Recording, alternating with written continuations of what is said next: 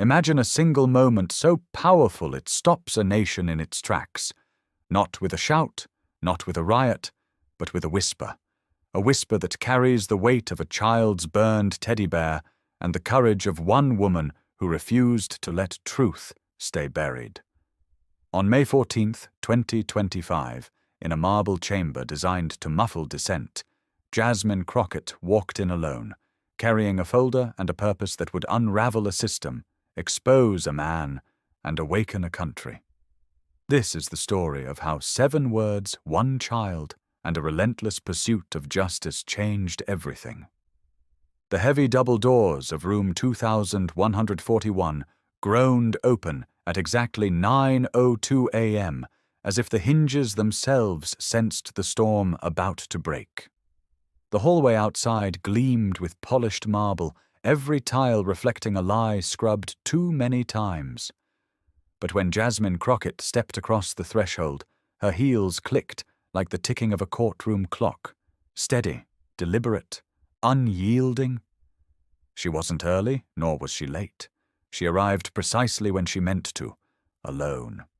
No aides, no legal team, just her, a black folder tucked under one arm, a single pen clipped to its edge. The silence she carried wasn't hesitation, it was a weapon, the kind that makes you lean in without knowing why. Inside, the hearing chamber buzzed with the low hum of anticipation. Reporters adjusted tripods, whispering about camera angles. Congressional aides hid behind phones, their thumbs dancing across screens. Lawmakers glanced at watches, tapped tablets, or made a point of ignoring her entrance. But Jasmine saw it all, the way her nameplate had been nudged 2 inches to the right, a subtle jab at her place in the room. The way the microphone cable was taped off-center, forcing her chair to tilt unless she adjusted it herself. Small, petty things, but deliberate. They'd underestimated her before. She was used to it. But today they wouldn't just misjudge her, they'd regret it. At the far end of the room, Stephen Miller sat like a gargoyle carved from arrogance. His back was ramrod straight, his tie a crimson slash, his hands folded into a practiced steeple. His eyes met hers for a fleeting moment. Not a challenge, but a message. "I've seen your kind before." Jasmine blinked once, slowly, her response clear. "No, you haven't." She didn't rush to her seat. Instead, she paused at the table's edge, her fingers brushing the cool wood as if mapping a battlefield. A chair scraped. A cough echoed. A file slipped from an aide's hands, papers fluttering nervously. And still she said nothing. Chairman Andrew Hollister, a war veteran turned independent lawmaker, cleared his throat. His gravelly voice cut through the tension. "Let the hearing come to order." His gaze stayed forward, but his eyes flicked briefly to Jasmine. He'd read the sealed documents the night before. He knew she wasn't here to grandstand. She was here to pull a thread that could unravel everything. What no one else knew, not the reporters, not the aides, not even Miller, was what lay inside her folder. It wasn't just evidence, it was a reckoning. Classified emails, whistleblower testimony, and one burned teddy bear that would speak louder than any speech. Jasmine sat, calm, unmoving. As the committee shuffled papers and rehearsed talking points, she uncapped her pen and underlined a single line in her notes. 7 words circled twice in dark ink. "When you choose who gets to live." They weren't for the committee or for Miller. They were for the nation watching, for the 18 million Americans who'd tuned in live, most unaware of the truth about to unfold. Stephen Miller needed no introduction. His name was a shadow stitched into headlines, immigration courts and border towns. Unelected, untouchable, he'd shaped policies from back rooms, signed memos that turned families into fugitives, and crafted speeches that dressed cruelty in legalese. Now he faced the system he thought he'd mastered, his posture rigid, not from nerves but from habit. His crimson tie was centered with surgical precision, his hands lightly interlaced. If power had a pose, Miller had perfected it. He scanned the room slowly, like a man reading blueprints, not a battlefield. But Jasmine wasn't on his blueprints. He'd studied her type, or so he thought. The outspoken woman of color, the disruptor who burns bright but fades under bureaucracy's weight. What he hadn't anticipated was a woman who didn't shout, didn't interrupt, but came to prove. That kind of presence wasn't in his playbook, and it threw him off, just enough to betray a flicker of unease, a tightening of his thumb, a flex in his jaw when oversight was mentioned. Miller's genius wasn't in denying pain, but in making it sound like policy. Under his watch, the Department of Homeland Security had retooled its metrics to prioritize speed over fairness. Immigration judges were reassigned, asylum officers stripped of translators. A former staffer once whispered, "It wasn't about who belonged. It was about how fast we could get them out." In Miller's memos, children's names vanished, replaced by checkboxes, origins, and skin tones logged as data points in a machine that didn't blink. He'd built that machine, and now he sat 30 feet from the woman who'd come to dismantle it. The room was primed for noise, objections, talking points, the rhythm of political theater. But Jasmine shattered that expectation with silence. For 10 agonizing seconds she sat, hand steady on her folder, back straight, but not stiff. In Congress, 10 seconds is an eternity. Chairs shifted, a throat cleared, a mic was adjusted to fill the void. But she didn't blink. She let the silence command the room, cutting deeper than any outburst could. At first they thought she was faltering. Then they realized it was strategy. Every eye turned to her, unsure if they were witnessing a breakdown or a beginning. Chairman Hollister leaned forward, his fingers hovering over his gavel, torn between prompting her and letting the tension build. An aide whispered, "Is she okay?" But Jasmine was more than okay. She was a loaded gun, and the trigger was time. With a crisp snap, she unlatched her folder. The sound, paper against metal, echoed like a warning shot. She flipped to the first page, revealing a header stamped, "Confidential. DHS Internal Protocol, Habeas Corpus Suspension, Unredacted." The room didn't gasp, but spines straightened, brows furrowed. This wasn't just paperwork, it was dynamite, and no one had been briefed it would surface. Miller's eyes flicked to the folder, then back to Jasmine, his composure intact but his mental gears grinding. She didn't speak yet. Every pause was deliberate, buying her space, reminding the room she wasn't here to perform. Just when the silence grew unbearable, she leaned into her mic. Her voice was soft, clear, and devastating. When a government uses its laws to cage its conscience, someone has to hold up the mirror. The words hit like a slap. Pens froze. Reporters looked up. The stenographer missed a keystroke. "I'm not here to debate theory," she continued. "I'm here to put names to policy, lives to numbers, grief to memos. If that makes you uncomfortable, good. It means you're still human." Miller's hands twitched, just slightly. Jasmine closed her folder, sealing it like a verdict. "I'll begin with Exhibit 1, she said. "But remember this. Not all pain makes noise. Some walks in silent and refuses to leave until it's heard." Miller waited, letting her words settle, then leaned into his mic. His voice was clinical, like a surgeon explaining a cut. "National security isn't a slogan. It's a responsibility." No preamble, no nod to Jasmine, just a pivot to control the narrative. He tapped his folder 3 times, like a judge's gavel. "This document," he said, gesturing to the DHS protocol, "has been portrayed as an assault on liberty. It's the mechanism that ensures liberty survives." He spoke to the fence-sitters, not Jasmine. "We face an unprecedented crisis at our borders. Millions of illegal crossings, smuggling rings, unverifiable backgrounds. If we treat immigration like an open invitation, we erode our laws." He paused for effect. Expedited detention isn't cruelty, it's efficiency. Limited judicial interference isn't tyranny, it's prioritization. Suspending habeas corpus in high-risk cases isn't unconstitutional, it's necessary. His words were smooth, numbing, bypassing emotion entirely. He turned to the media row, knowing cameras were catching his sound bites. If habeas corpus shields unlawful presence, we've turned our Constitution against itself. He glanced at Jasmine. That's a greater threat than any policy document. The air shifted, not because his argument was compelling, but because it was familiar. Fear cloaked in law. Jasmine didn't interrupt. Her eyes stayed on his face, not with anger, but recognition. She'd heard this script before, just never this close. Jasmine let his words hang, then pressed a button on a remote. The lights dimmed. A screen flickered to life. The footage was grainy, time-stamped.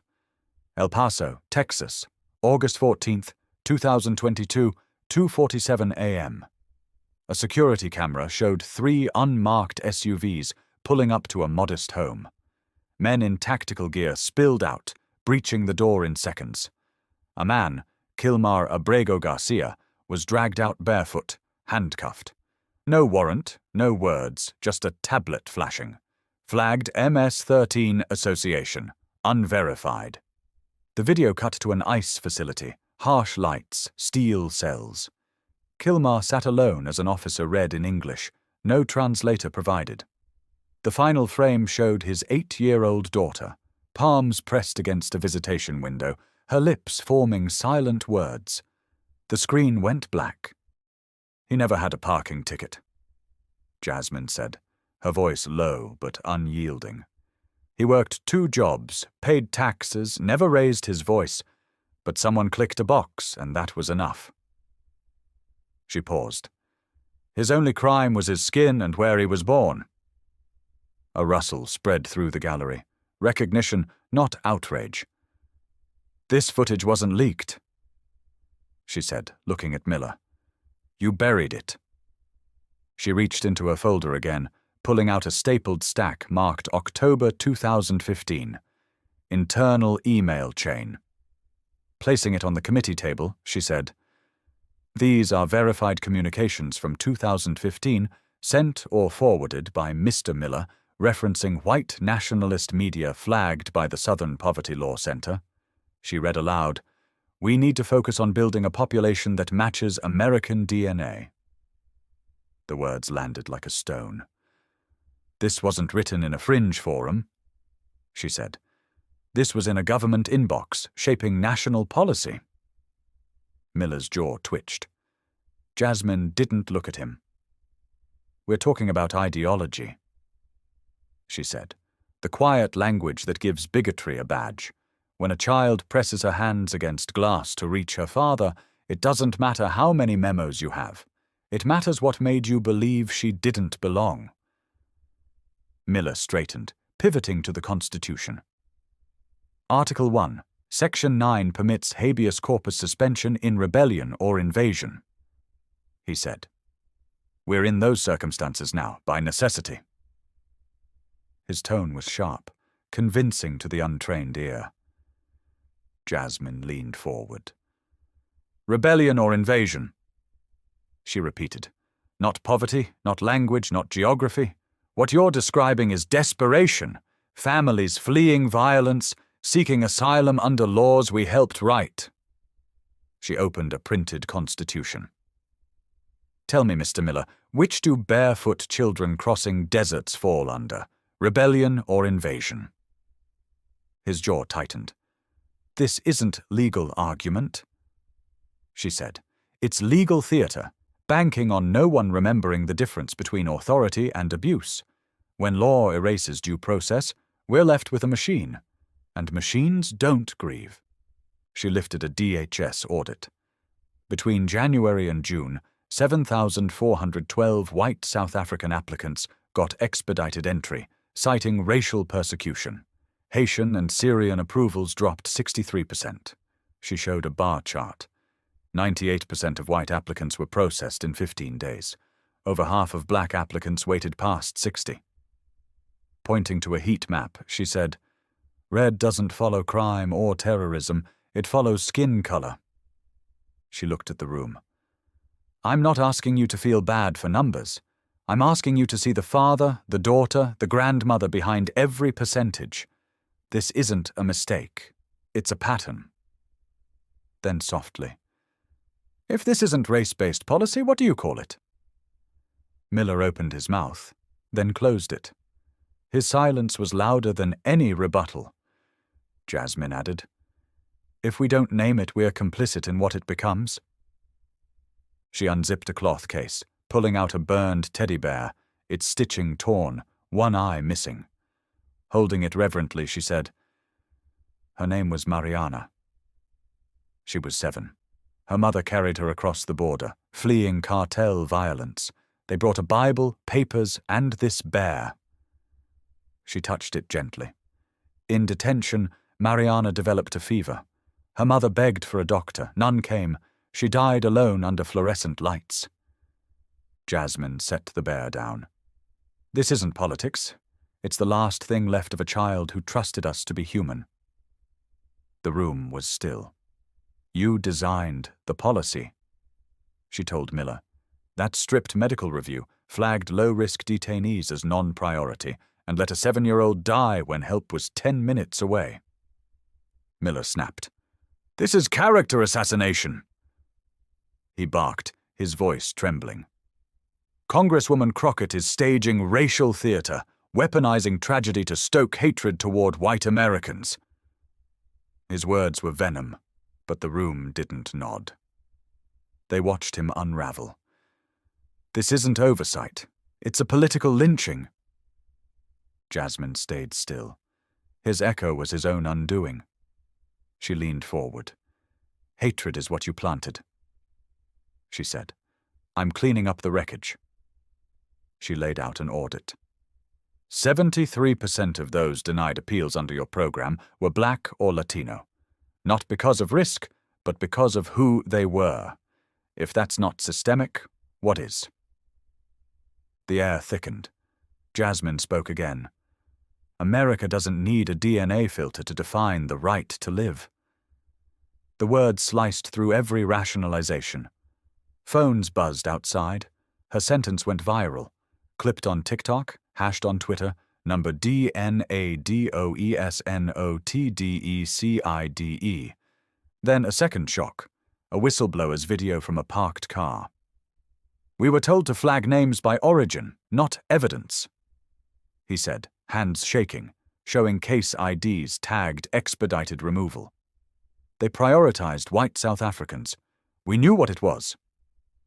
The DOJ issued a statement.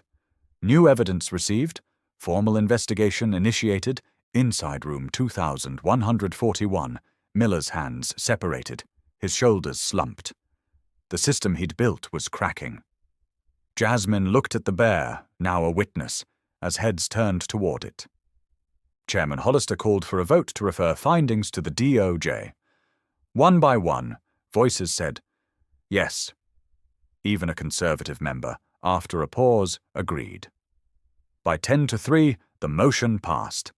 Miller gripped his chair, bloodless. Jasmine closed her folder, pressed her palm to the bear, and stood.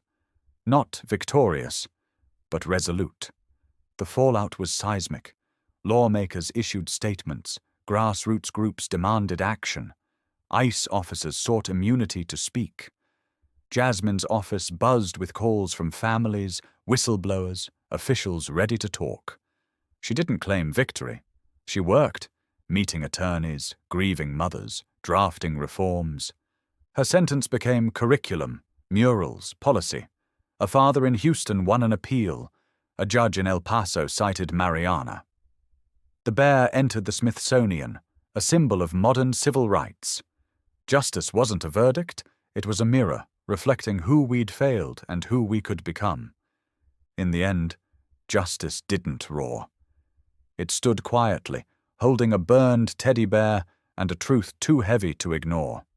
Jasmine Crockett didn't shift the world by shouting.